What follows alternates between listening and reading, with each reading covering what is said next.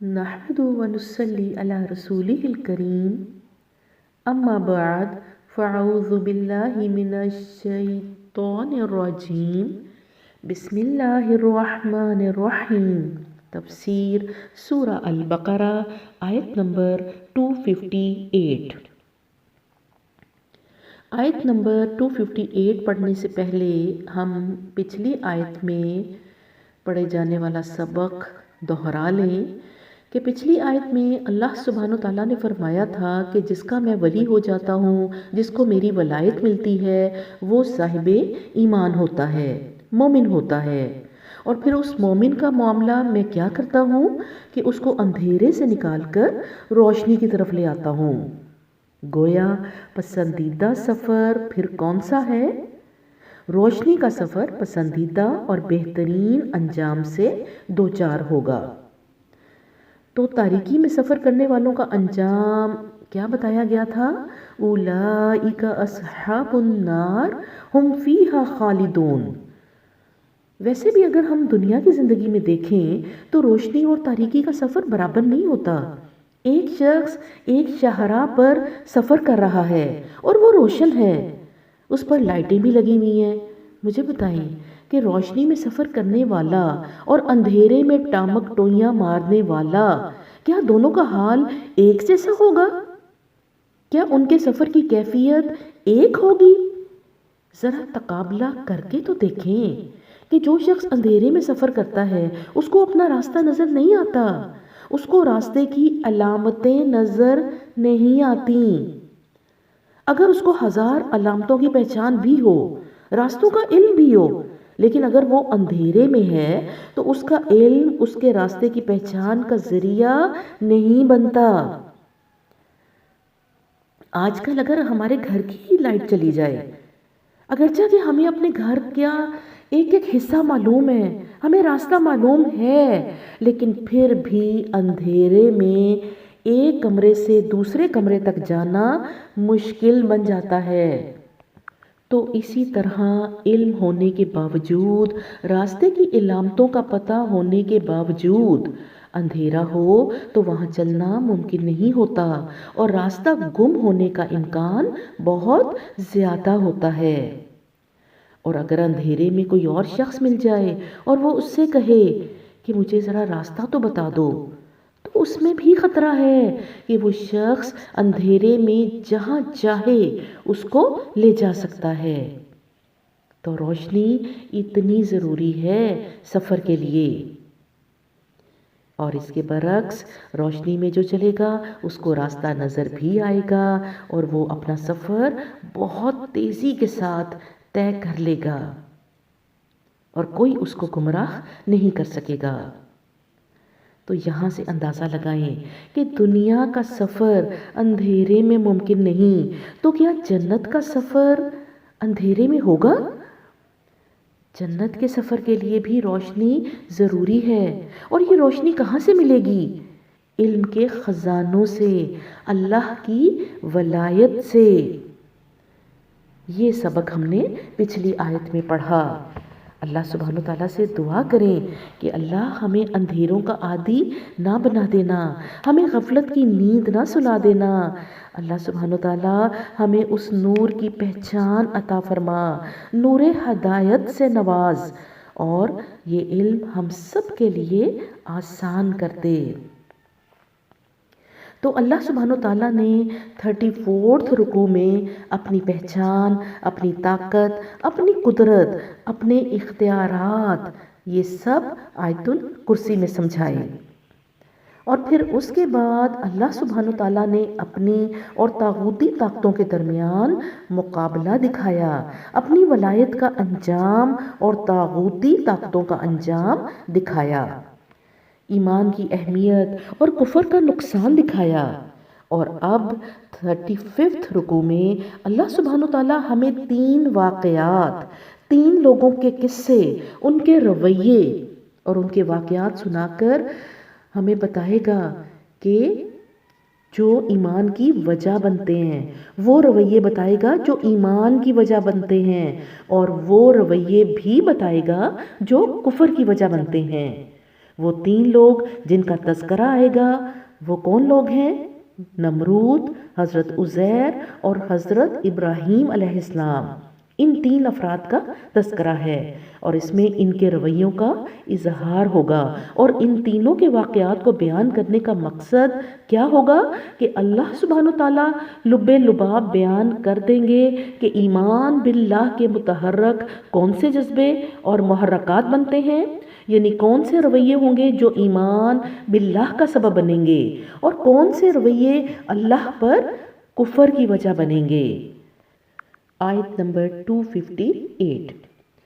أَلَمْ تَرَ إِلَى الَّذِي حَاجَّ إِبْرَاهِيمَ فِي رَبِّهِ أَنْ آتَاهُ اللَّهُ الْمُلْكَ، کیا تم نے اس شخص کے حال پر غور نہیں کیا جس نے ابراہیم علیہ السلام سے جھگڑا کیا تھا؟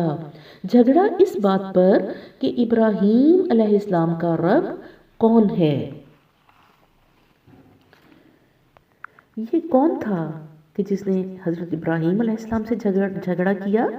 یہ حضرت ابراہیم علیہ السلام کے دور کے حکمران نمرود تھا۔ حضرت ابراہیم کا ملک عراق تھا، بستی اڑکی تھی اور پوری بستی کے لوگ کفر میں، شرک میں، بت پرستی میں بری طرح غرق تھے، اندھیروں میں ڈوبے ہوئے تھے، اللہ کا انکار تھا۔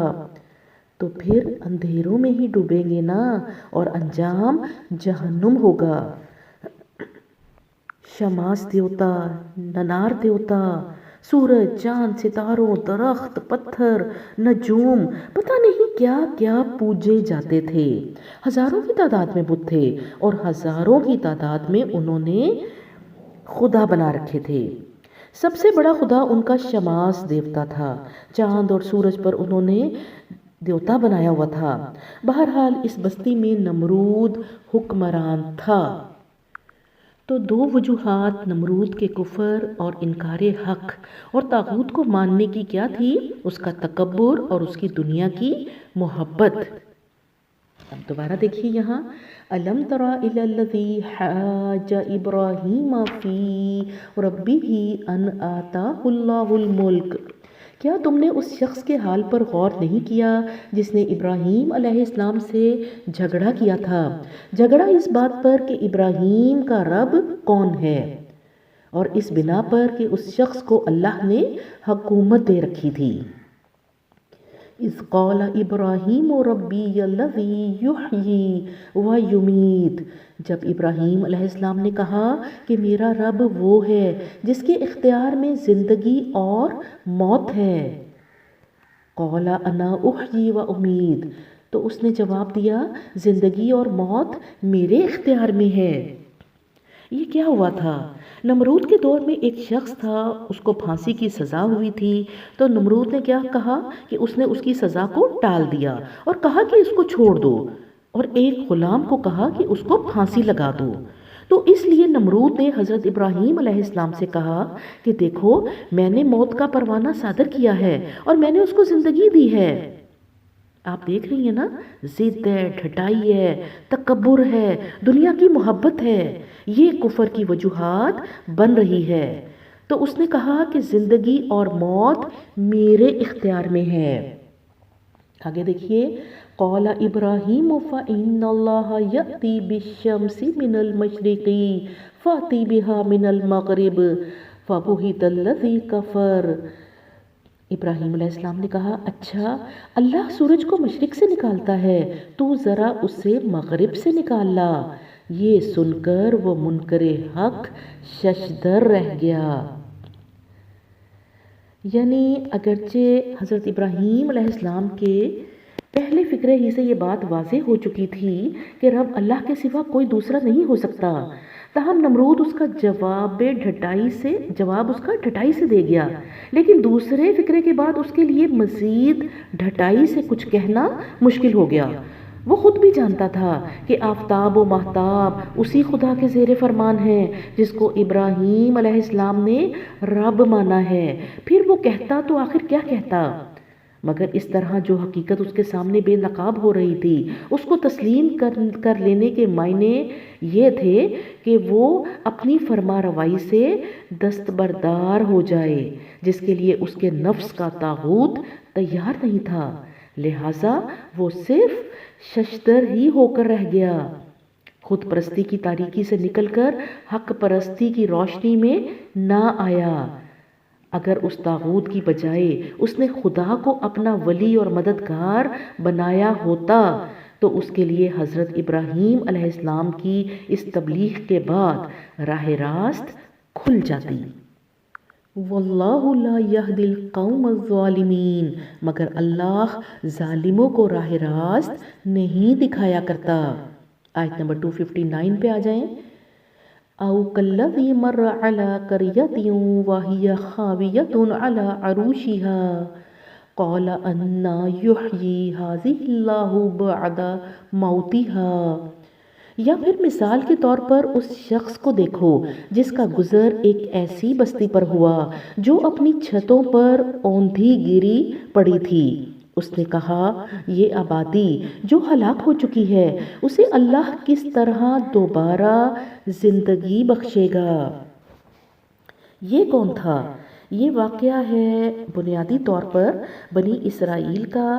بنی اسرائیل حضرت موسیٰ علیہ السلام کے پیروکار ہیں اور حضرت موسیٰ علیہ السلام کی تعلیمات کو جب تک انہوں نے تھامے رکھا تو اللہ نے ان کو ترقی بھی دی، ان کو عزت بھی دی، حکومت بھی دی اور عہدہ بھی دیا، اقتدار بھی دیا۔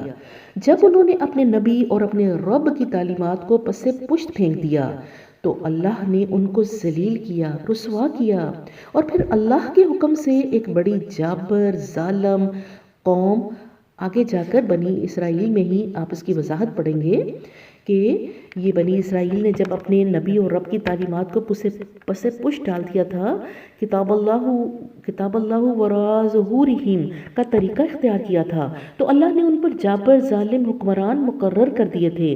ایک دوسری قوم ان پر حملہ آور ہوئی، ان کی عبادت گاہیں، ان کے گھر بار سب انہوں نے ڈھا دیے، مسمار کر دیے، قتل، غارت، لوٹ مار، رہزنی، تورات کا ایک ایک صحیفہ جلا دیا۔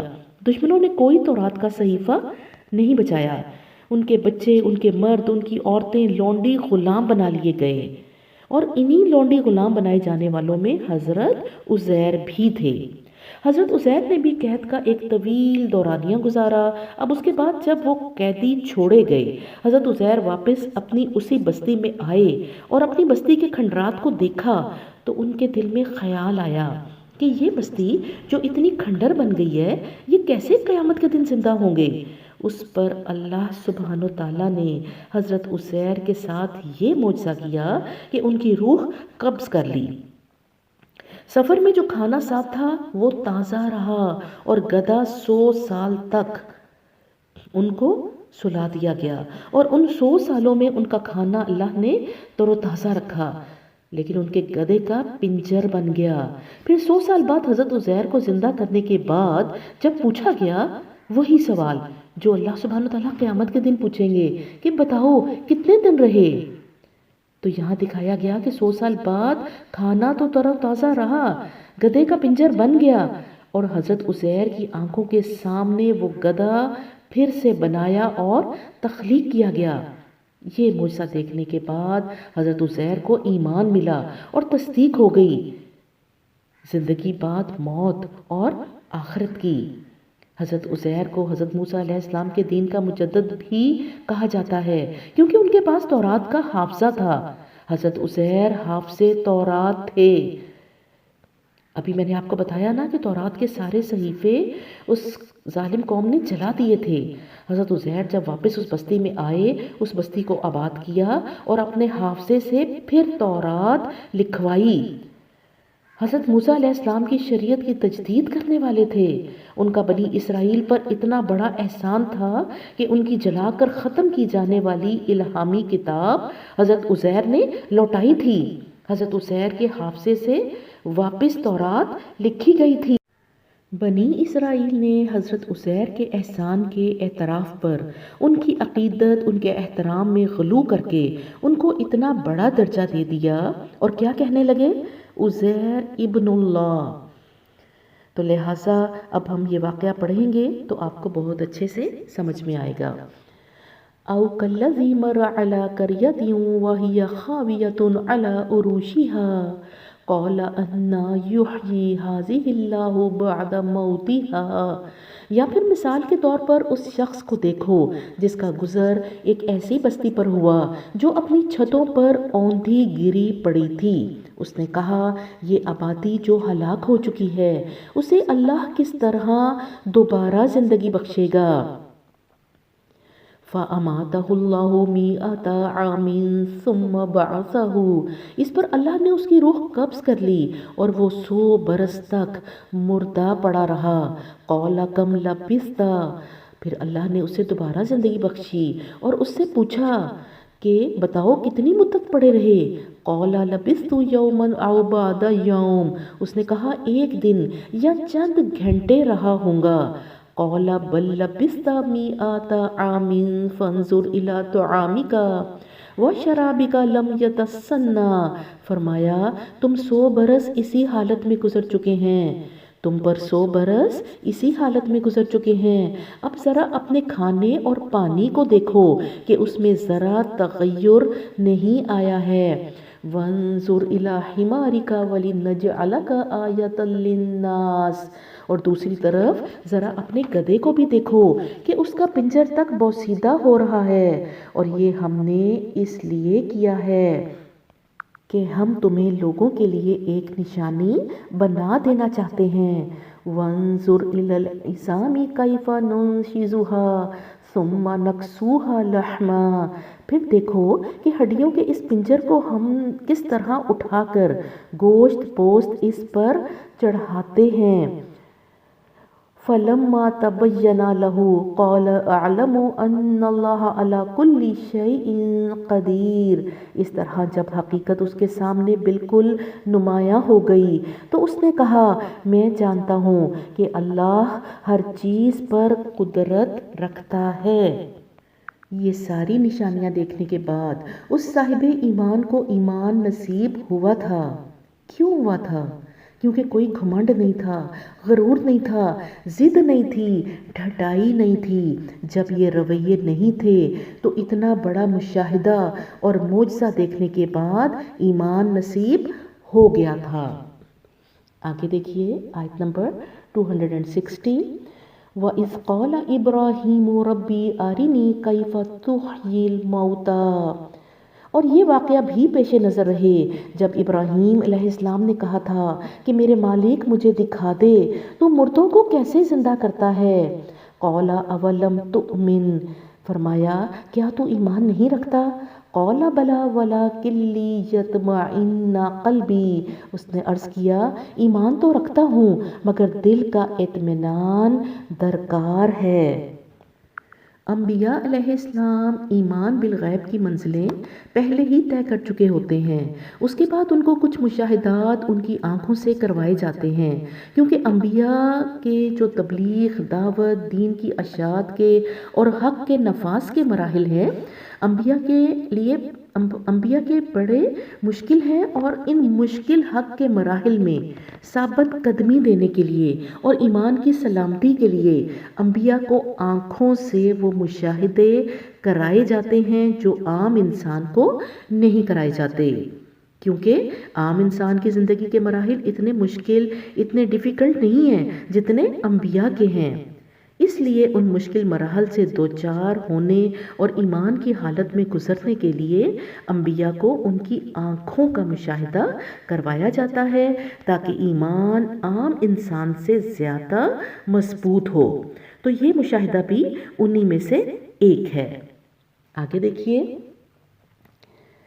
قَالَ فَخُذْ أَرْبَعَةً مِّنَ الطَّيْرِ فَصُرْهُنَّ إِلَيْكَ ثُمَّ اجْعَلْ عَلَىٰ كُلِّ جَبَلٍ مِّنْهُنَّ جُزْءًا ثُمَّ ادْعُهُنَّ يَأْتِينَكَ سَعْيًا فرمایا اچھا تو 4 پرندے لے اور ان کو اپنے سے مانوس کر لے، پھر ان کا ایک ایک جز ایک ایک پہاڑ پر رکھ دے، پھر ان کو پکار، وہ تیرے پاس دوڑے چلے آئیں گے۔ وَعْلَمْ أَنَّ اللَّهَ عَزِيزٌ حَكِيمٌ، خوب جان لے کہ اللہ نہایت با اقتدار اور حکیم ہے۔ اللہ سبحانہ وتعالیٰ نے زندگی بعد موت کا اختیار، اور اللہ کے لیے یہ ممکن ہے کہ اللہ مردوں کو دوبارہ زندہ کر سکتا ہے، یہ مشاہدہ کروانے اور حضرت ابراہیم علیہ السلام کو زیادہ کامل ایمان دینے کے لیے ایک معجزہ کرایا۔ بہت بڑا معجزہ تھا، لیکن یہ معجزہ دیکھنے کے بعد حضرت ابراہیم علیہ السلام کو ایمان نصیب ہو گیا۔ کیوں؟ کیونکہ ضد نہیں تھی، ڈھٹائی نہیں تھی، تکبر نہیں تھا، دنیا کی محبت نہیں تھی۔ یاد رکھیے کہ اللہ کی نشانیوں اور معجزوں پر ایمان کس کو ملا کرتا ہے؟ جو ضد نہیں کرتا، ڈھٹائی کا طریقہ اختیار نہیں کرتا، تکبر نہیں کرتا، جو انانیت کا معاملہ نہیں بنا لیتا، اور جو حب دنیا میں ملوث ہو کر نہیں رہ جاتا۔ کفر اور انکار حق کی وجوہات اور لب لباب ان تینوں واقعات میں موجود ہے۔ راسخ کر لیجئے، انکار حق اور کفر کی یہی وجوہات ہیں۔ نمبر 1 لا علمی، نمبر 2 ضد، نمبر 3 انانیت، نمبر 4 تکبر، نمبر 5 گھمنڈ، نمبر 6 غرور۔ اپنے طریقے، اپنی برادری کے طریقے، اپنی سوچ، اپنے سٹائل کو نعوذ باللہ ثم نعوذ باللہ قرآن و حدیث کے مقابلے میں بہتر سمجھنا، یہ تکبر ہے۔ اور اس کے بعد دنیا کی محبت۔ یاد رکھیے کہ دنیا کی محبت کے شیشے جس کی آنکھوں میں لگ جاتے ہیں، پھر الہاکم التکاثر، غافل کر دیا تم کو تکاثر کے شوق نے۔ مال سے، دنیا سے، عہدے سے محبت ہو جائے اور اللہ اور اس کے حبیب کی محبت نہ ہو تو پھر ایمان نہیں ملا کرتا۔ آج آپ سب کے لیے ویکنڈ کا ایک ہوم ورک ہے، اور وہ یہ کہ آپ سب تنہائی میں بیٹھ کر اپنا محاسبہ کریں کہ میرے علم میں قرآن و حدیث کے جتنے احکامات ہیں، یا اب تک جتنے احکامات کو میں جانتی ہوں، ان میں سے کتنوں کو مان رہی ہوں اور کتنوں کا انکار کر رہی ہوں۔ انکار کرنے والے احکامات کی لسٹ بنا لیں، خود کو کٹہرے میں کھڑا کریں، اور پھر ہر کام میں سوچیں کہ اس کام کے انکار کی کیا وجہ ہے۔ یہ 5 وجوہات آپ کے پاس آ گئی نا، علم کا دروازہ کھل گیا ہے، تو ذرا سوچیں پھر کہ کیا میں اللہ سے ضد کر رہی ہوں؟ استغفر اللہ، میں ضد اور ٹھٹائی اس رب اکبر سے کر سکتی ہوں جس کا دیا کھاتی ہوں، جس کا دیا پہنتی ہوں، جس نے اولادیں دی، جس نے ازواج دیے، جس نے عزت دی ہے، جس نے سب کچھ دیا ہے، میں اس کے مقابلے میں ضد کر رہی ہوں؟ استغفر اللہ ربی۔ اور اگر آپ کو لگے کہ میں ضد نہیں کر رہی، تو پھر دوسری وجہ دیکھیے کہ کیا میں تکبر کر رہی ہوں؟ کیا میں اس طریقے کے مقابلے میں اپنے طریقے یا اپنی برادری یا اپنے معاشرے کے طریقے کو زیادہ درست اور اس کے حکم کو نعوذ باللہ ثم نعوذ باللہ کمتر سمجھ رہی ہوں؟ پھر اپنے آپ کو جھنجھوڑیے کہ تکبر میں اس رب کے مقابلے میں جس کے لیے اللہ اکبر میں دن میں 5 دفعہ کہتی ہوں، جس کی کبریائی کا اعلان اس فضا میں گونجتا ہے، اس رب اکبر کے مقابلے میں تکبر کر رہی ہوں، جس کے سامنے میں انتہائی حقیر ہوں۔ اگر آپ کو تکبر بھی نظر نہ آئے تو پھر تیسری وجہ دیکھیے گا کہ کیا میں نے انا کا معاملہ تو نہیں بنا لیا؟ اور اگر انا کا معاملہ ہو تو خود کو جھنجھوڑیے گا۔ ایگو، اپنی انا کے سامنے جو چاہے کہ میرا اگلا سانس بھی نہ آئے۔ انا کس کے سامنے؟ جو چاہے کہ میرا دل اگلی دھڑکن نہ دھڑکے۔ ایگو کس کے سامنے؟ کہ جس کی مرضی، جس کا اذن نہ ہو تو میں پلک بھی نہیں جھپک سکتی، اس کے سامنے ایگو کا معاملہ کر رہی ہوں۔ اور اگر آپ کو ایگو پرابلم بھی نہ ہو تو پھر جھنجھوڑیے کہ کیا میں دنیا کی محبت میں تو نہیں یہ سب کر رہی؟ برادری کی، گھر والوں کی محبت میں، رشتہ داروں کی محبت میں، اپنی ناموری، اپنے مال کی کمی کی فکر میں تو نہیں کر رہی؟ بس پھر اس رازق کے اوپر اپنی ڈیپینڈنس کا معاملہ دے کر اپنی طاقت اور استعداد اس مختار کی طاقتوں کو محسوس کر کے استغفار کر لیجئے۔ اللہ سبحانہ وتعالی ہمیں اس انکار حق کی وجوہات کو اچھی طرح سمجھا دے اور ان وجوہات میں اپنا محاسبہ کر کے اصلاح کا راستہ ہمارے لیے آسان بنا دے۔ آئیے مل کر دعا کریں کہ اللہ سبحانہ وتعالی عملی طریقے سے قرآن کے ساتھ جڑنے کی توفیق عطا فرما دے۔ ربنا لا تزغ قلوبنا بعد إذ هديتنا وهب لنا من لدنك رحمة إنك أنت الوهاب آمين ثم آمين۔